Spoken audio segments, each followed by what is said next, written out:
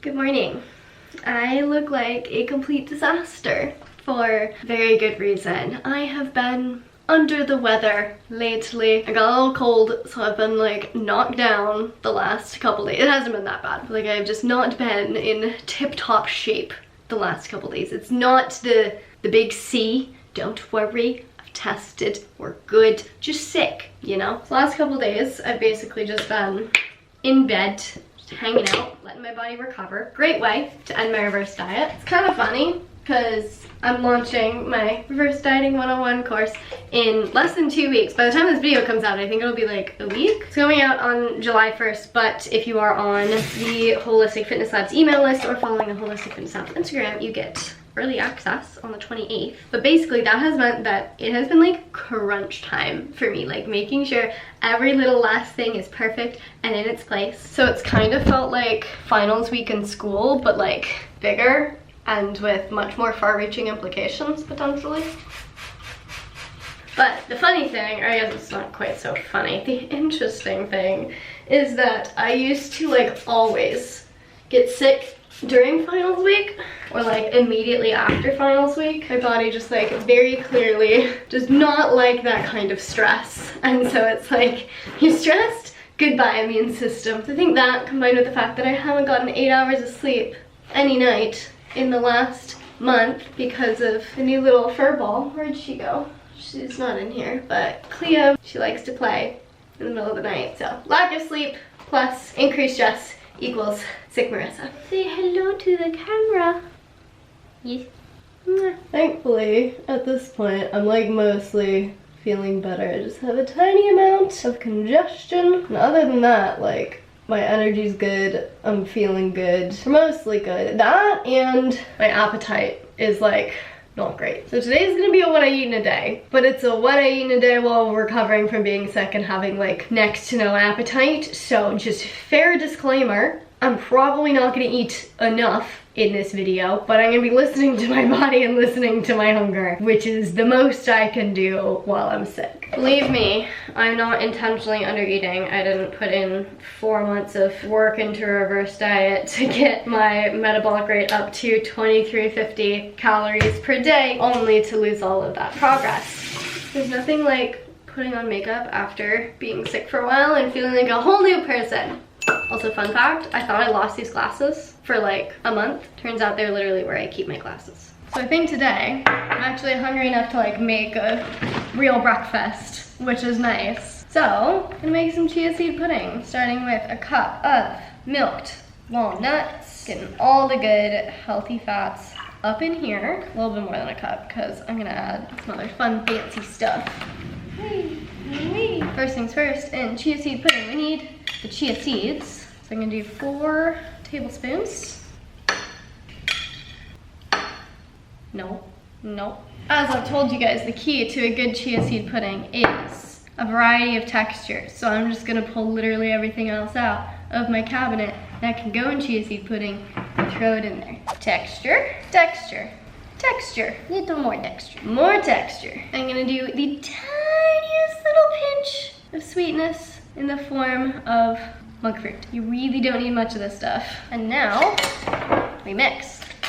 And now we wait. While I wait for my pudding to puddingify, I'm gonna have a little kombucha and chop up some fruit to throw on top of chia seed pudding. I am quite proud of how this turned out. I think it looks quite pretty. Like, look at those colors. So we have the chia seeds under here somewhere, and then we have peaches, cherries, blueberries, a little bit of shredded coconut, and some bee pollen. So this is my breakfast for the day. As you guys probably know, this is a bit smaller than I usually prefer to have for breakfast, but I am at this point honestly not even confident I'm gonna be able to finish this because of where my appetite's been at. So I'm just gonna do my best, and if I can't finish it right now, I'm just gonna like slowly snack on it throughout the rest of the day when I feel like I can. So with breakfast, I have some supplements that I've been taking. As soon as I started getting the sniffles, I started my sick care Marissa supplement routine, which to be fair did greatly expand when I did have the big C, and I did more research than ever on immune boosting supplements and all that. So I definitely added a few when that happened, and they're now just staying in my routine because they're all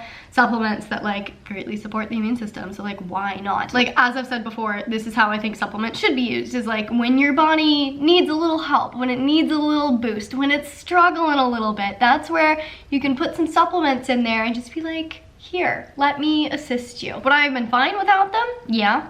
Would I be feeling more sick today if I hadn't been taking them consistently since I started feeling sick? I mean, I don't know, but I'm willing to say that they helped because there's a lot of science to back up pretty much everything that I'm taking. Don't worry, I'm not gonna walk you through everything that I'm taking because that would require a whole other video of like Marissa's recommendations for supplements when you're sick. But also, I don't wanna give a whole list of recommendations for supplements when you're sick and have it be misconstrued as like advice for if you do have the virus. We're not going there right now. That's not what we're talking about. We're talking about, I have a cold, taking a few common things to boost my immune system. So starting with some like super basic ones, I'm taking a fish oil and some organ meat supplements. This isn't specific to being sick. Like honestly, I'd probably benefit from taking this every day because it's just like nutrients in capsule form. And then speaking of nutrients, when it comes to vitamins specifically, I am taking a liposomal vitamin C and a liposomal D3K2 CoQ10 supplement. Both of these from Symbiotica. I think everyone knows vitamin C for the immune system. That's what it's drilled into your head from the time that you're half a year old. But also vitamin D can be super, super powerful while you're sick too, because your immune system like burns through vitamin D as it is trying to heal you. So making sure to supplement with a good quality vitamin D can really help support your immune system when you are sick. Now, if you haven't heard of taking vitamins in the form of liposomal vitamins, let me tell you, it's a game changer. Liposomal encapsulation technology. It consists of basically combining microscopic healthy fat particles called phospholipids along with the vitamin. But basically how this technology works is there's these things called liposomes, which are these like bubbles with a phospholipid membrane. And researchers discovered that these liposomes could be filled with nutrients or therapeutic agents, and they could be delivered into the body and it wouldn't, like, it would stay together and wouldn't release the nutrient or whatever until it got to the bloodstream. So this is in contrast to like if you take like a vitamin D capsule that's just like a normal vitamin D capsule, it's gonna get to your digestive system and start getting broken down there before it reaches the bloodstream. Not that like you won't absorb any of it, like it's not like it's useless, but you just get much, much higher bioavailability in supplements that are in liposomal form. There are a lot of studies supporting the efficacy and benefits of using a liposomal delivery strategy for nutrients, as far as like how much of it is absorbed, the actual like benefits that you end up getting from it, as well as showing reduction in like gastric distress. You know, if you take like vitamins on an empty stomach, sometimes it just doesn't sit right in the tum-tum. Theoretically, that has less of an impact with liposomal form. So that is the reason that I'm specifically taking vitamin C and vitamin D in liposomal form. And also one of the reasons that I love Symbiotica, because they pride themselves on making sure they're using the most advanced technologies to deliver all of their various supplements within the body. Big shout out to Symbiotica for sponsoring this video.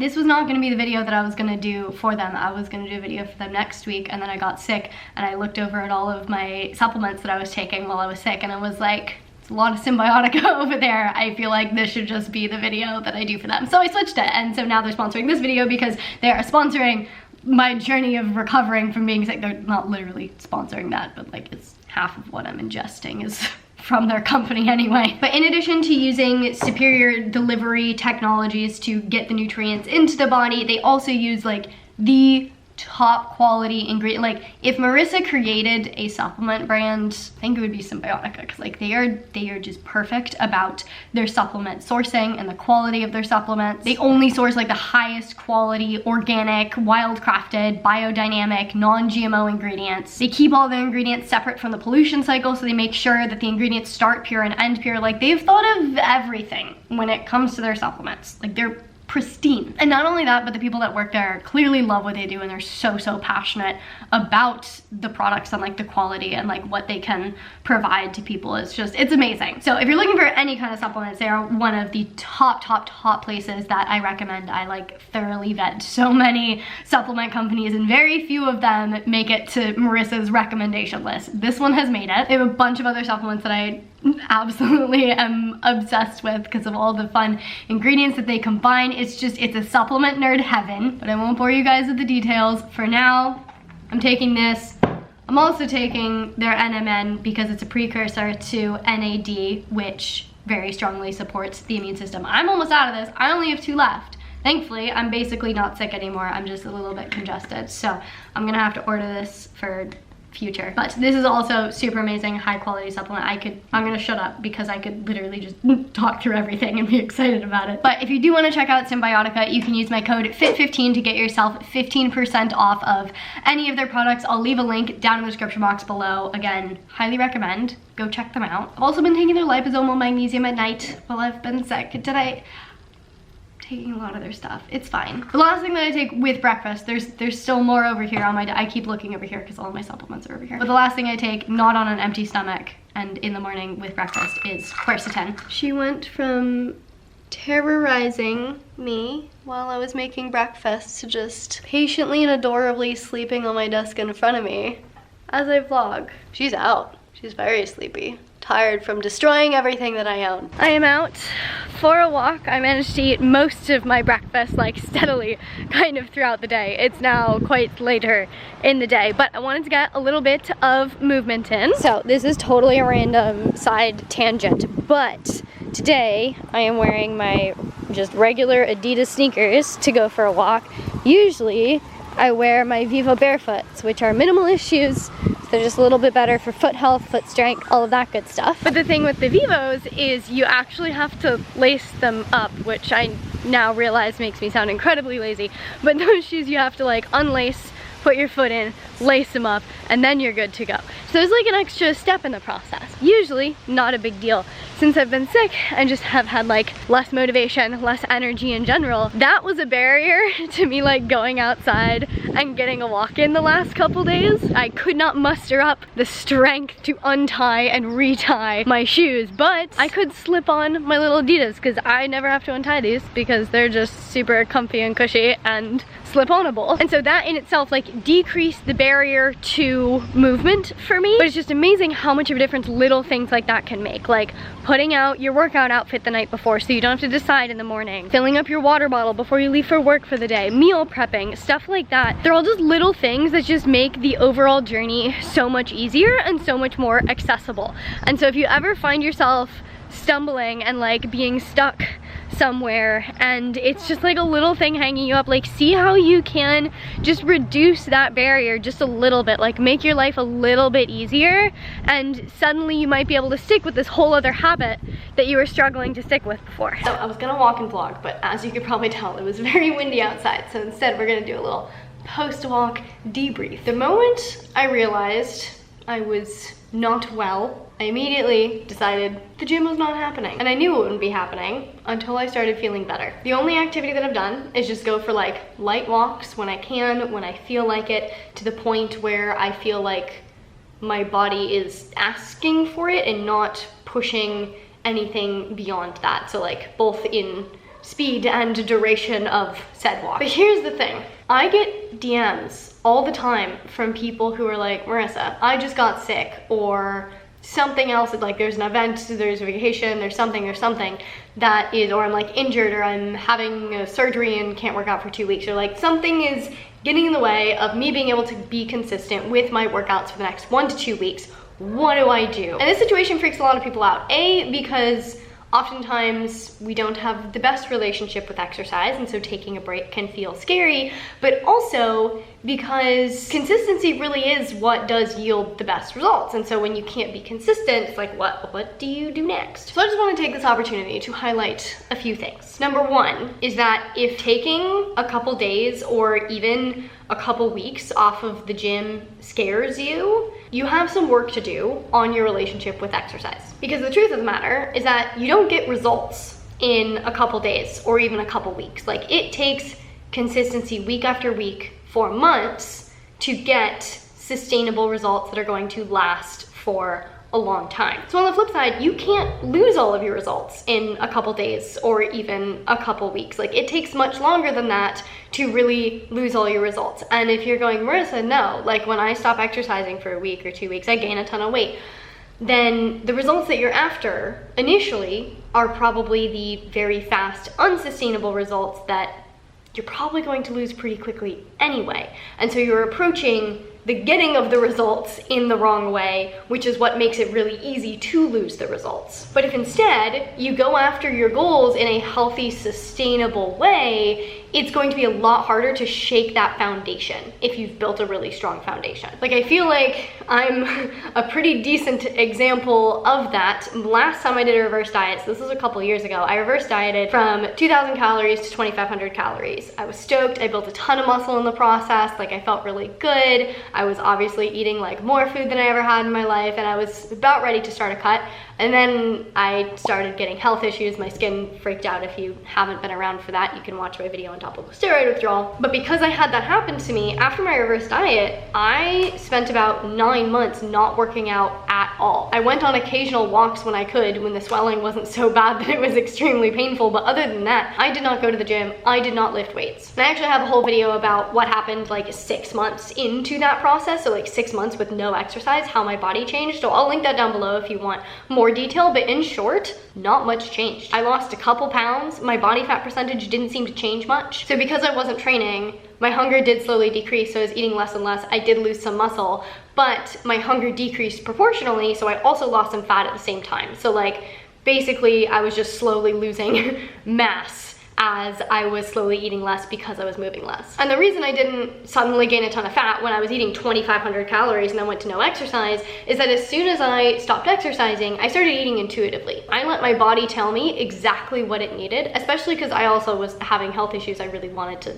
listen to my body and see what it needed, and that is what helped me get through that process without being led astray in any way that would have led to like gaining a ton of excess body fat or something like that. But the point that I want to make with that is that before all of that happened, I had set up a super strong foundation. I had reverse dieted to 2,500 calories, which for someone my size, I'm quite small, is quite a lot of food. And so I was basically in the perfect spot for that to happen. Like if I had to take 9 months off from the gym before that, I would have had to have been eating significantly less because I hadn't gotten my metabolism so fast. But because I had taken that time, reverse dieted, it really like didn't affect me very much. I lost a couple of pounds of muscle, a couple of pounds of fat. Yeah, it kind of sucks that it undid my whole reverse diet because I lost all my muscle, but it didn't put me in a worse off position than I really was when I started. And that was 9 months with no exercise. Taking 1 week or 2 weeks off from the gym, if you have a strong foundation,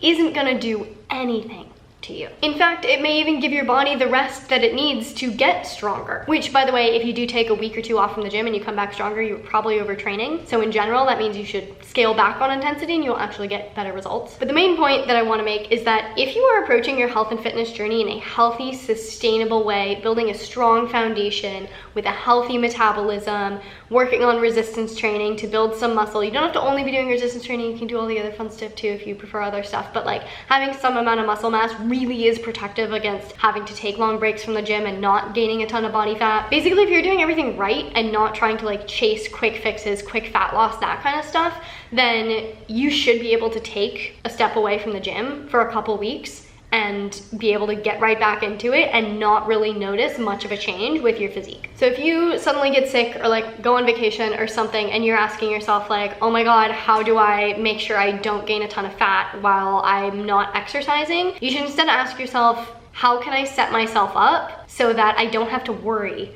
about gaining a ton of fat if I have to take a break from the gym? And if you're in that position where you do feel like if you don't count every calorie or if you don't hit all your workouts, you're gonna gain weight, then the answer is reverse dieting. Like that is the way to get your metabolism from where it is to adding an extra 500, 1,000, 1,600 calories in some cases. Like imagine how much more flexibility and stability you'd have in your diet and your lifestyle if you could eat an extra 1,000 calories. This seems as good of a time as any to remind you guys that Reverse Dieting 101, the Metabolism Repair Manual, will be coming out on July 1st. This is my comprehensive course on reverse dieting that gives you hours of video lectures on like literally step-by-step how to reverse diet and adjust it in a way to make sure you don't gain a ton of unnecessary, unwanted fat. It lets you tailor the whole process to your body. So if you've been scared to just like follow some cookie cutter plan that you see in a blog post or something, or even in my previous video about how to reverse diet, like that didn't really break down the nitty-gritty specifics. If that's been scaring you, this course should give you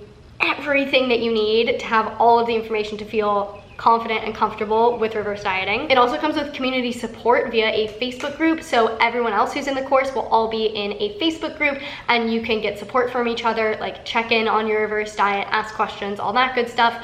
I will also be in there as a coach, giving you coaching support in that Facebook group, and there will be live monthly workshops with me. So I will be there to answer your questions as well. So like you get everything with this course. So if you want a faster metabolism, make sure you register, because registration will close on the 12th and there's limited spaces. So whichever comes first, either the 12th or if it sells out. You can find out more and sign up to get early access and discount at reversedieting101.com. I'll leave a link to that down in the description box below. I didn't mean for this to turn into a plug for my course, but reverse dieting is just, it's not magic, like it's science, but it feels like magic when you're doing it, and I just want everyone to feel the magic, so check it out. So I feel myself slowly and steadily getting hungry, which is a very good thing. I'm not quite ready for dinner just yet, but I need some hashtag hydration, so I'm drinking some coconut water. So for dinner, I'm about to Postmates myself some pho from this amazing place that I can't believe it took me. I've been living here 2.5 years. It took me this long to find it. These like really high quality ingredients. They like slow cook the broth for like 72 hours, and it's just like, ugh. My go-to order from this place is the filet mignon pho, and it is the best thing I've ever eaten in my life. Okay, maybe one of my like top 10 favorite foods. But like just the broth itself, I could literally just drink the broth, but then when you mix everything in with the noodles and the meat and the veggies, because I like to add bok choy and an egg, and you throw a little sriracha in there, it's just magic in a bowl. So I am very excited and very happy. That dinner was delicious, everything that I hoped and dreamed it would be, and I actually am super proud of myself. I was able to finish it. I think that is all that I will be eating for the day. So I'm gonna wrap up the video here. I may make some tea or just drink some water. But next week, I'm super excited. Stay tuned. I'm gonna be posting a full reverse diet update results video with like what I managed to achieve on this reverse diet. Did some DEXA scans. Super excited to walk through those with you guys. I am gonna be waiting until my body is fully healed and is like actually asking for more movement for me to ramp up my exercise to activity again to whatever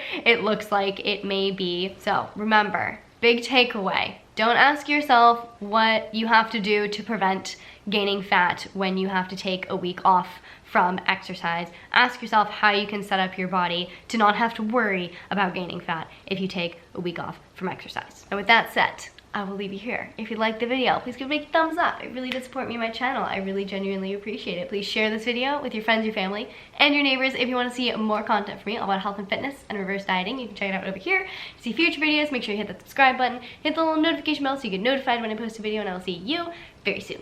Bye!